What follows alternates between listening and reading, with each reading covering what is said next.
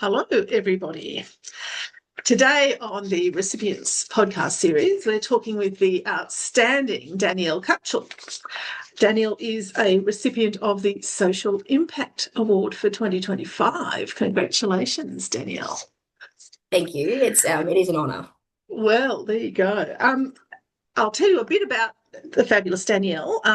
Danielle's currently working with the ABC, our friends the ABC, in a regional bureau. She uses her position to shine a light on those living with disability, highlighting positive stories as well as injustices where they occur. Goodness, no shortage of material there then. Her stories have led the ABC's coverage on some issues and reached thousands of readers, normalising inclusion in mainstream media, which is exactly what the Social Impact Award is about. I'll read to you what the Social Impact Award is specifically described as. It is for achieving visibility of disabled people by using mainstream or social media or other digital interfaces. So, welcome, Danielle. It's such a pleasure to finally get to meet you and to talk to you today. Thank you. Yeah, I've been looking forward to it. A little bit nervous, but yeah, looking forward to it. Well, you're a journo. You're supposed to be fine with doing this stuff, and you know. I'm usually on the other side. That's the problem. Well, how did you get into being a journo? What made you want to do that? And how did you end up where you are now?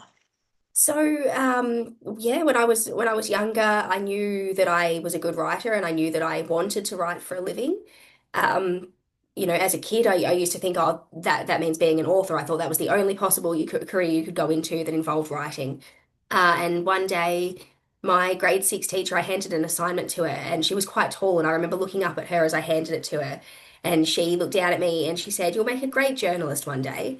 And I thought, oh, that sounds interesting. What's that? And I went and looked it up and worked out what a journalist is, and that became my goal. And then, as for how I specifically got into it, my little brother is autistic.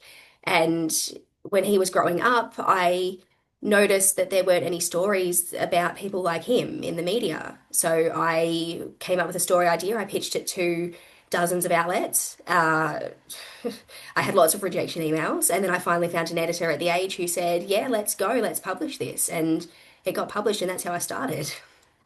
Fantastic. When was that? That was 20.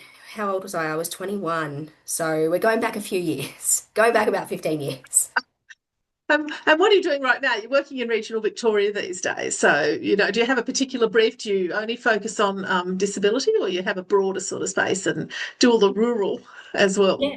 Yeah, so I'm a generalist with ABC Gippsland, so I'll report on anything. But what I really try and do, because it's a regional area and because Gippsland, for those who don't know, is a very large region in Victoria, what I try and do is take that intersectionality into account and go, disabled people and people, they're part of the community as well. So we need our stories told as well. And obviously, when you've got the tyranny of distance and you've got less services out in the regions, we've got some growing multicultural communities as well. So I try and include that in my reporting as much as I can.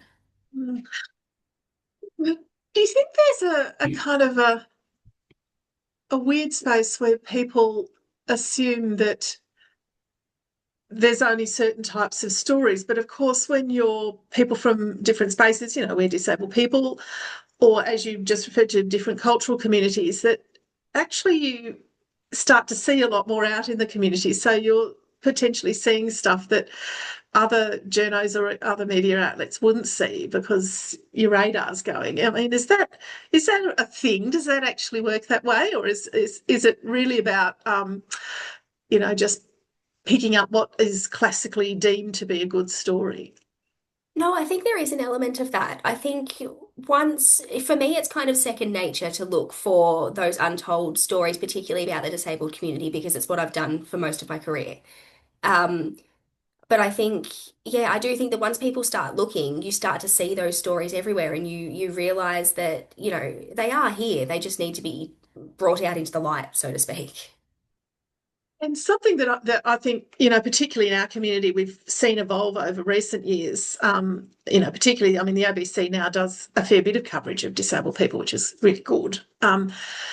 But, we used to only be the classic sort of charity case sob story kind of thing, and it's evolved now. It's not always about here's so and so. Here's Christina. She's got this, and this is how dreadful her life is. It's a lot more. The story is actually often about people being out there doing their thing and being people in the community, and their disability is simply part of who they are, but it's not the story. Are you seeing that shift a lot? Is that something that you particularly focus on? Yeah, no, I am seeing it, and it's interesting you mention it because a couple of years ago I did a thesis on portrayals of people with disability in the media, and it compared two time frames. And one of the things that I brought up in my thesis was that we've seen that shift away from inspiration porn to, can I say porn on this? I'm not sure. Oh Anyway, yes. Oh yes, this is the DLI. We're quite modern here. Thank you. good. So yeah, so we're shifting away from that into, these, as I said before, that we're just people. We're just part of the community, and our stories need to be told in the same way that we tell anyone else's story. I think we're particularly at the ABC, I have to give props to a lot of my colleagues. Obviously, Naz Campanella is the one that most people would know for really sort of driving that shift forward and making sure that disability issues and people with disability get the same amount of coverage that anyone else gets. And I guess I'm just kind of replicating that on a local level. Mm. Do the people of your area know you more now and come to you? You're finding that you're getting a lot more traffic coming your way? Yeah, actually I am. Yeah, now that it's out there, I suppose that I'm interested in these stories. I do get people contacting me and going, "Oh, hey, we heard you like disability stories. So, my son or my daughter or my friend wants to talk about this." So I do have one, quite a good one coming up on they're called the Starfish Nippers, which is a life-saving program for children with autism. So yeah, looking forward to doing that one. Oh, lovely. So, in amongst all of this and doing this work and deciding you wanted to be a journo back in, year six, which is really exciting, what are some of the barriers or roadblocks that you've experienced? I mean, it's a difficult field to get into in the first place, but did you find being a disabled person trying to get into that space was even more interesting, or has it just been you made your decision and off you went and that was it? So what Yeah, what, what do you see? And I think the other thing about that too with the media is there's a lot of those jobs where you're out and about a lot, you're doing stuff. And of course, for many of us in the disability community, that can get to be a bit arduous, that travel and that getting around a lot is another thing that can be difficult. What do you find is some of the stuff that is still not quite sitting right in the field that you've chosen to be in? I often think to myself that I've chosen a really bizarre field for an autistic person to go into because it's a very people-heavy field. I have days where I come home and can't talk. I've done too much talking, too much people. I've masked throughout the day. I do find that when I'm reporting on disability, I'm with the disability community out here. I mask less, because I'm around my tribe, so to speak. Um, so yeah, so that's probably been the most difficult thing. There's also, and this is more broad, the fact that there aren't really a lot of jobs in journalism anymore. It's the industry is going through so much change, and even more so now with AI coming in, the whole industry is undergoing a really seismic shift. So the hardest part was once I started with that article 15 years ago, and I was freelancing as a baby journalist, was trying to shift that into finding a full-time job. And it took me a long time to get there. And when I did, I've sort of grabbed onto that as much as I can. Um, but I think as far as challenges go, yeah, there's, the travel takes a bit of a toll because as I said, Gippsland's quite a big region. Um, so the travel, the talking to people, and then just I'm lucky now to have an editor who believes in me and says, yeah, that's a story. We're definitely covering that. But I think historically there's also been a bit of a perspective that, disability issues are kind of not important. So it's not something that I've ever really encountered personally, but I know of others who have gone, people just weren't interested in these stories. And I think we're starting to see that change, which is a good thing. Yeah. Oh, yes, I would say so. It's although we still know in most of the other mainstream media, there's not much in the way of disability coverage. So it's still pretty early days, isn't it, in getting Definitely out some there and that being a outliers. thing. Yeah, definitely. Oh, so how do you think receiving this award, the Social Impact Award, might change your work or impact your work, if it does at all? Oh, I'm not sure. I have to say thank you to all the people who've messaged me to say congratulations. I appreciate that. I hope I hope it what's the word?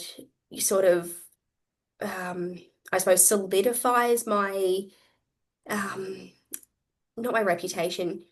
What am I trying to say? I think this award really sort of highlights my commitment to what I'm doing for me, as as someone who originally thought I was just an outsider with an affinity for disabled people, if that sounds a bit silly, but and then I was late diagnosed and suddenly realized, oh, that's why I get along with people, and I feel for the disabled community because I face those struggles. I just kind of push them away. Um, I hope that this award kind of under or highlights the fact that I'm committed to reporting on our community, and I want to do right by our community, and I'll continue to do that for as long as I'm in this position, because it's got to be done. And I think, as I said, we're getting better, and I'm happy to be part of that push to make things to improve reporting on disability. But yeah, I'm just stoked to have won, to be honest. It sort of really hasn't sunk in yet. Oh, well, plenty of time to settle. There's plenty of time to settle.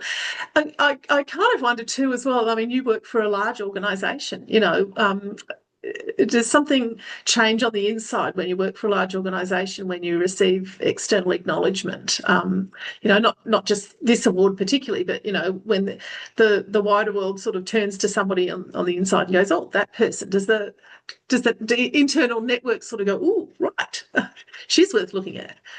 I mean, I like to think so. We do celebrate all of the awards. So there's Mm. always, team email goes out and all of the editors get told, because we have different levels of editors at the ABC. So yeah, I guess the my team knows, the broader regional Victorian team knows, and we'll see where that leads in future. Yeah, that's good. Well, here's hoping. Here's hoping. I mean, of course, at the DLI, we all hope that the ABC is run by one of our disability colleagues sometime soon. So, it's high ambitions, high ambitions.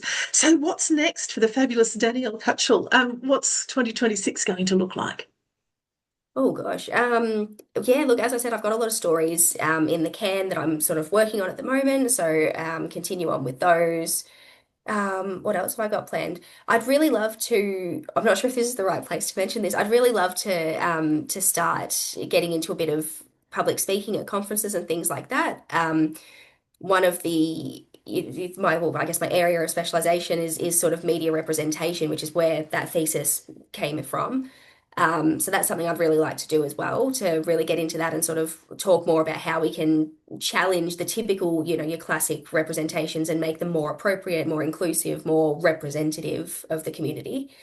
Um, Hoping to develop that into a pitch for a book or potentially a PhD. We'll see how we go. Yeah, it's exciting. I'm trying to, I have a habit of taking on a lot. So I'm trying to use the Christmas break to rest and reset and recharge, and then let's go into 2026 with a clear head. I'm just having a yes, like all the other autistic people I know, not. Yeah. It's very much a thing, Yes. isn't it? That's Not very good at saying no. deciding too much and oh, that's so funny actually. I just think that the number of people at this time of year particularly that I have chats with and say you don't have to do it all now. Wait a bit, yes. I need to internalize that. Like, I've got two halves in my head going, no, you don't have to get it done before the 24th of December. And then the other side going, oh, yes, we do. Well, welcome to disability. I mean, you just operate the way that works best for you, and that's how it is. And we all travel along. Something that I like to ask all of our guests, put you on the spot a bit, is who is the leader that you admire and why?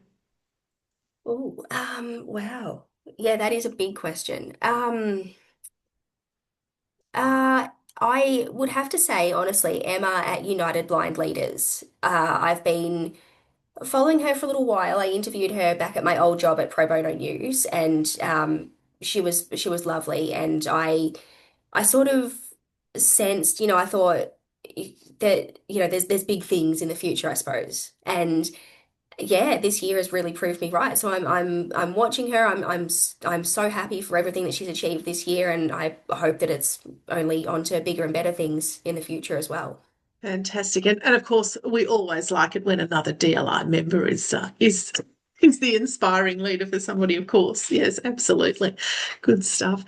Look, it's a marvelous thing. I'm really excited by the increasing number of people that we have in the disability community working in journalism, and the changes that that's making to what the mainstream media is covering, how it's covering it. And the way that it's shifting the community conversation around disability, which of course is the purpose of this particular social impact award. So it's so exciting to see what you're doing in Gippsland, and in the future we hope that it will be a much bigger and better space, and you'll be, the next Naz Campanella, and one of the team running the national stories for the ABC. It'd be great to see. Dreams. Well, we'll see how it we'll see how it goes. I have dreams for everybody. Yeah, don't feel obliged to accept them. We've got to have Uh, goals. We've got to have goals. oh, look, of course you do. Absolutely. Yeah. Look, Danielle Kutchel, it's congratulations once again on receiving the 2025 Award for Social Impact in the National Awards for Disability Leadership. Thank you.